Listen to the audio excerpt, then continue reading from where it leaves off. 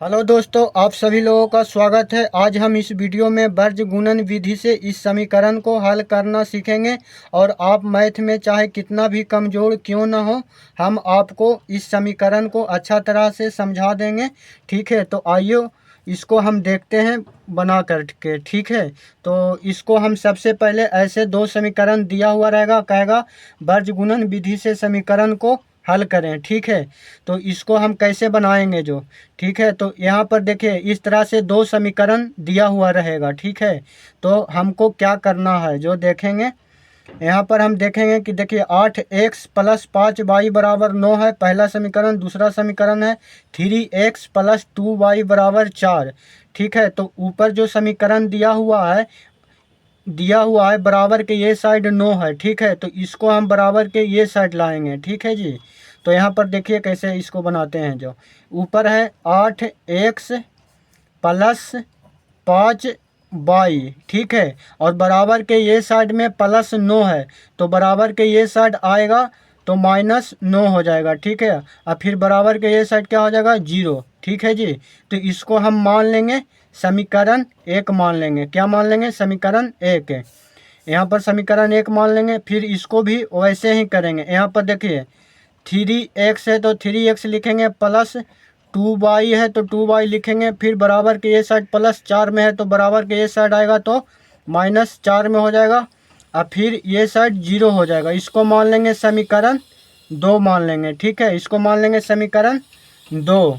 उसके बाद देखिए क्या करेंगे। जो अगर बराबर के ये साइड माइनस में होता तो ये साइड आता तो प्लस में हो जाता। ठीक है, लेकिन प्लस में है बराबर के साइड, तो ये साइड आएगा तो माइनस में हो जाएगा।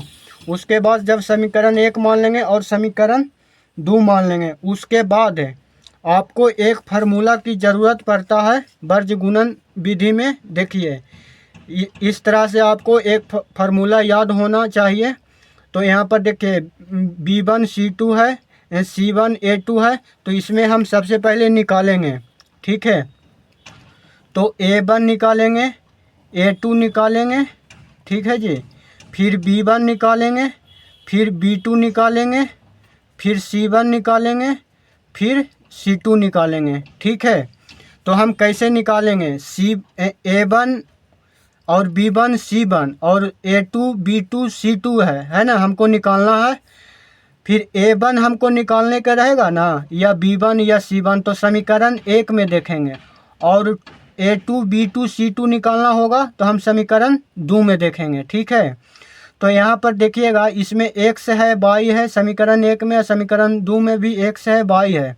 तो यहाँ पर 8x है तो x में गुना है 8। ठीक है, तो जो गुना में रहेगा ना, एक्स वाई को हमको नहीं लिखना है। क्या? सबसे पहले आप ध्यान दीजिए, एक्स वाई को हमको नहीं लिखना है।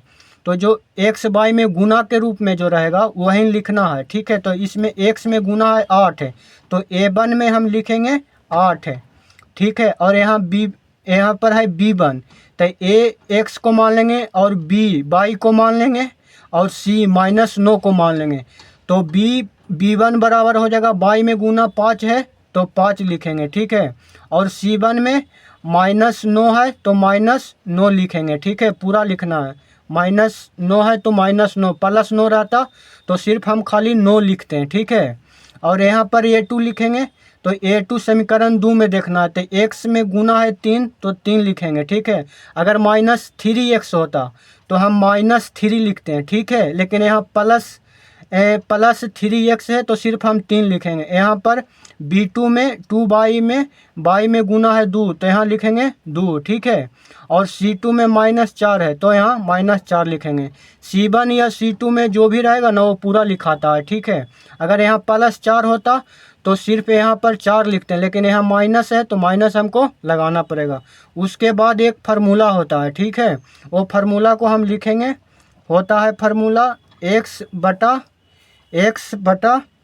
B1 C2 minus B2 C1। ठीक है, x upon B1 C2 minus B2 और C1 बराबर बाई बटा लिखेंगे C1 A2 minus C2 A1। ठीक है, फिर बराबर 1/A1 हो जाएगा और B2 हो जाएगा -A2B1। ठीक है, अब यहाँ पर हम वैल्यू रखेंगे। ठीक है, x है तो हम x लिखेंगे।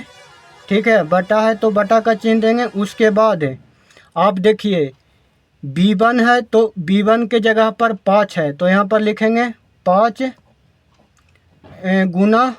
गुना का चिन्ह हो जाएगा। ठीक है, और C2 है तो C2 -4 है तो यहाँ पर लिखेंगे -4, फिर बीच में माइनस का चिन्ह है तो माइनस लिखेंगे।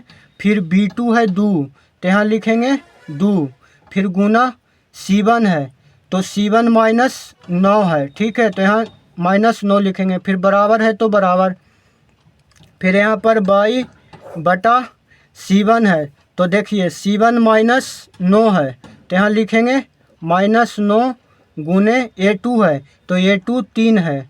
ठीक है, इसको कोष्टक में लिखेंगे। फिर माइनस है तो माइनस, C2 है तो C2 -4 है। ठीक है, फिर गुना में A1 8 है। देखिए यहाँ पर A1 8 है तो यहाँ 8 लिखेंगे। फिर बराबर है तो बराबर, फिर देखिए 1/A1 कितना, A1 8 है। ठीक है, फिर गुना में B2 2 है, फिर माइनस है तो माइनस लिखेंगे चिन्ह।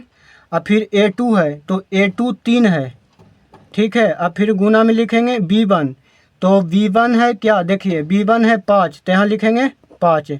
फिर इसको हम हल करेंगे। ठीक है जी, इसको फिर हम हल करेंगे तो यहाँ पर देखिए क्या हो जाएगा। जो x है तो लिखेंगे x बटा में, देखिए 5 गुने 4 करेंगे तो -20 हो जाएगा क्योंकि -4 है। ठीक है, 5 गुने -4 करेंगे तो -20 हो जाएगा। फिर यहाँ पर माइनस है। ठीक है, लेकिन देखिए यहाँ पर -9 में 2 से गुना करेंगे तो -18 हो जाएगा, और -18 में फिर प्लस जोड़ देंगे तो यहाँ पर हो जाएगा +18 हो जाएगा ना। फिर बराबर है तो बराबर, फिर y है तो y लिखेंगे। उसके बाद -9 में 3 से गुना करेंगे तो -27 हो जाएगा। ठीक है जी, और फिर यहाँ पर -4 गुने 8 करेंगे तो -32 हो जाएगा। -32 और प्लस यहाँ पर हो जाएगा क्या, +32 हो जाएगा। फिर बराबर है तो बराबर। उसके बाद आप देखिए कि यहाँ पर 1 है तो 1 बटा, यहाँ पर देखिए 8 गुने 2 है तो 16 हो जाएगा। अब बीच में माइनस है तो माइनस, और 3 गुने 5 है 15 हो जाएगा। उसके बाद देखिए क्या करेंगे, जो यहाँ पर x है तो यहाँ पर x लिखेंगे, और -20 में से -20 है +18 है तो माइनस प्लस माइनस हो जाएगा 2 हो जाएगा। ठीक है, -2 हो जाएगा। बराबर है तो बराबर, फिर यहाँ पर देखिए y है तो y लिखेंगे, और फिर -27 है +32 है तो यहाँ पर 5 हो जाएगा। 32 में से 27 घटेगा तो 5 हो जाएगा। फिर यहाँ पर 1 है और 16 में से 15 जाएगा तो हम हो जाएगा 1 हो जाएगा ना। 16 में से 15 जाएगा तो 1 हो जाएगा। अब यहाँ पर देखिए क्या करेंगे, जो हमको x और y का मान ज्ञात करना है तो x बटा -2 है और बराबर 1/1 लिखेंगे।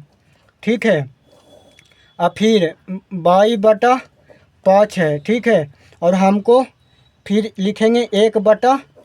ठीक है जी, एक बार x को लेना है और एक बार इसको लेना है, एक बार y को लेना है, इसको लेना है भी, तो हमको x और y का मान निकल जाएगा। देखिए x तिरछे गुना करेंगे। ठीक है, यहाँ पर जिसको आसान भाषा में समझना है आसान भाषा में समझिए, जिसको डायरेक्ट हल करना होता है डायरेक्ट कीजिए, लेकिन हम यहाँ पर आसान भाषा में समझाते हैं।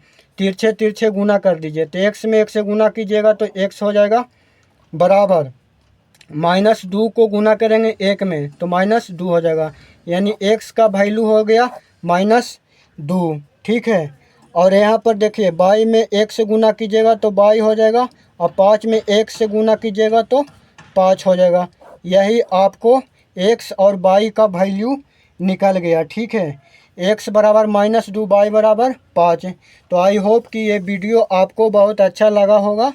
ठीक है, और इस फार्मूला को आप याद कर लीजिए। ठीक है, सबसे पहले इस फार्मूला को क्या याद कीजिएगा, जो हम थोड़ा सा हिंट दे देते हैं। जैसे देखिए, आपको BC CA AB याद रखना है। क्या रखना है? BC CA AB, BC CA AB, ठीक है। और उसके बाद BC CA AB minus BC और CA और AB, ऐसे आपको याद रखना है, ठीक है। और ऊपरे XY रहता है वो तो आप लगा लीजिएगा, BC CA AB, और उसके बाद 12 21 लगा लीजिएगा, ठीक है। 12 21 ऊपरे X और फिर इधर Y, इधर 1। लास्ट में हम आपको एक प्रश्न देते हैं, ये फार्मूला आप याद कर लीजिएगा, ठीक है। और ये आपको एक प्रश्न रहा, इसको आपको बनाकर XY का मान ज्ञात करना है और कमेंट में आपको जवाब देना है। वीडियो अच्छा लगा हो तो लाइक शेयर सब्सक्राइब कीजिए। वीडियो देखने के लिए धन्यवाद।